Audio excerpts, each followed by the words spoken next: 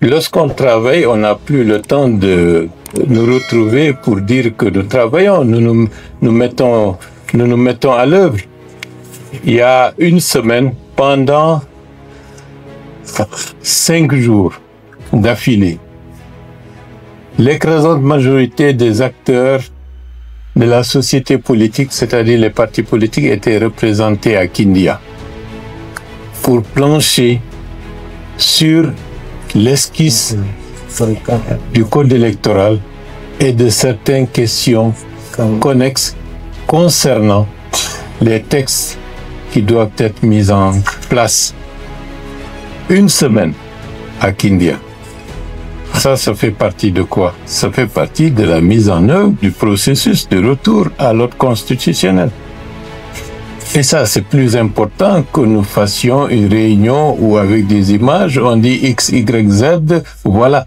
Le travail se fait sur le terrain et cela est un élément très important.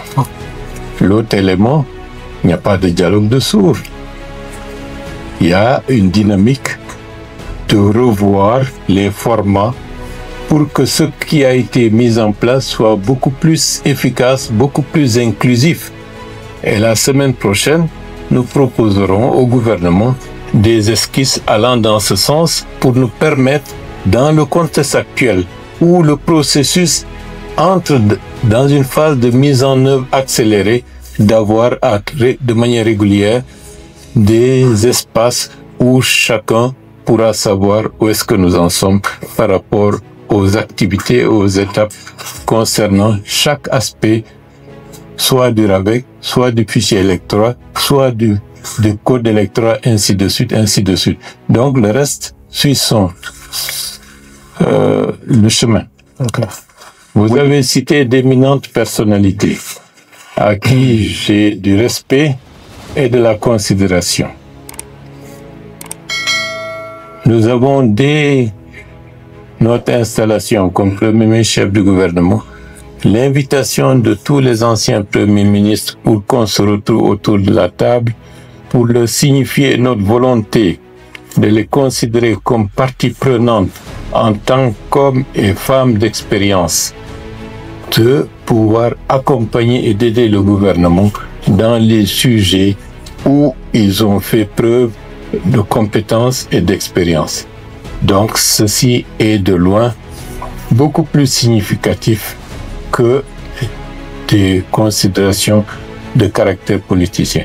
Et je vais proposer au président de la République d'aller au-delà de cette rencontre entre le Premier ministre en situation de responsabilité et les prédécesseurs pour que, sur le plan effectif, que cela soit pris en considération pour leur conférer un statut et des marques de reconnaissance que la nation doit avoir vis-à-vis de tous ceux et de toutes celles qui, à un moment donné, ont agi et au nom du peuple de Guinée et ont apporté des contributions significatives pour notre développement et notre essor.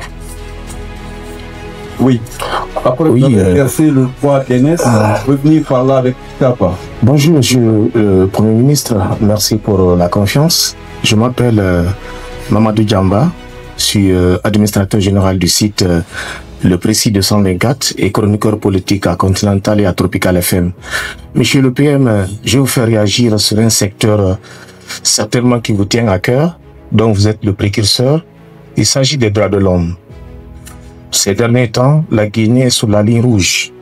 Le cas le plus récent, à Koya, il y a eu des présumés détenus qui ont rendu l'âme dans un commissariat, dans une gendarmerie.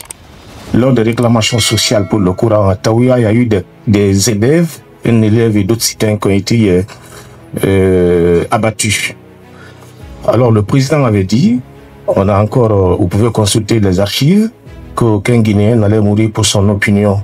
Aujourd'hui, vous qui êtes très attaché aux droits de l'homme depuis des années, comment est-ce que vous gérez cette situation sous cette transition et quelles sont les dispositions à prendre pour ne pas qu'on essaye que les Guinéens continuent à tomber dans des manifestations comme des gibiers, parce que la transition n'est pas terminée Et certainement, il y a d'autres manifs qui peuvent survenir à tout moment. Je vous remercie. Merci.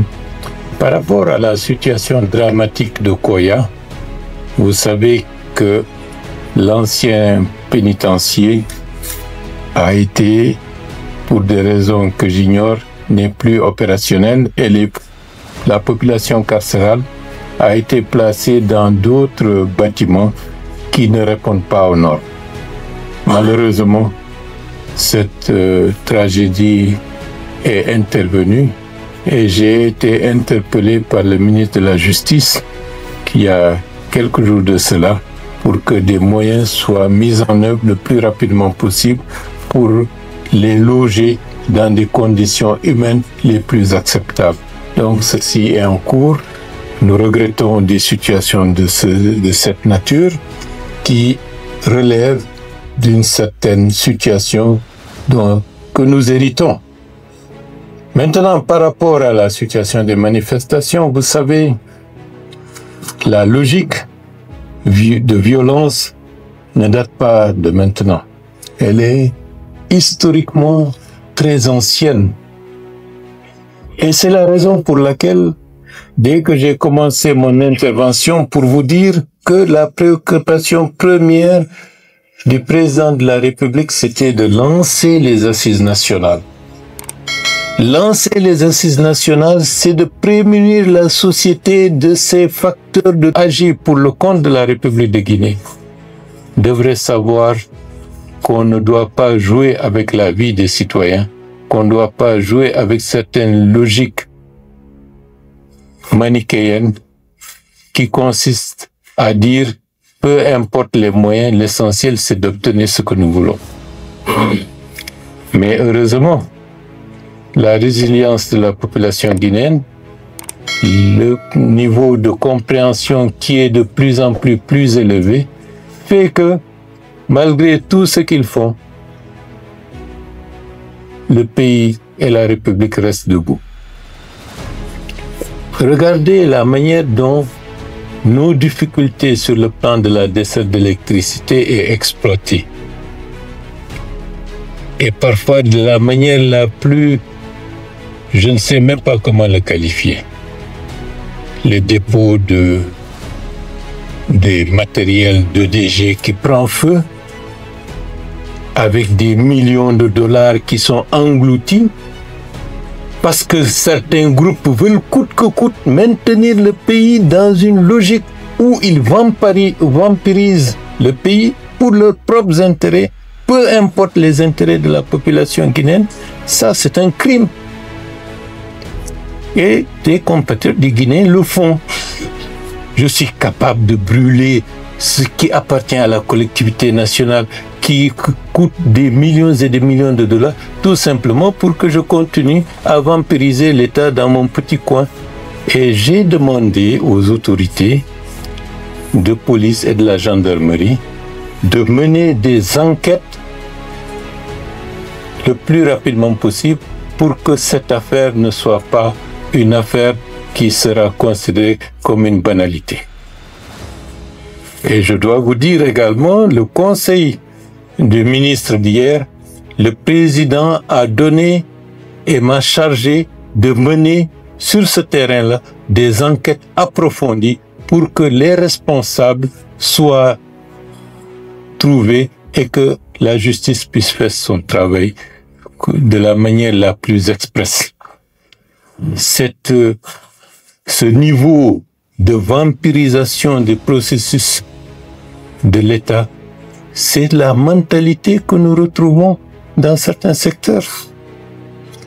Les sinistres que nous constatons ne sont pas des sinistres au hasard.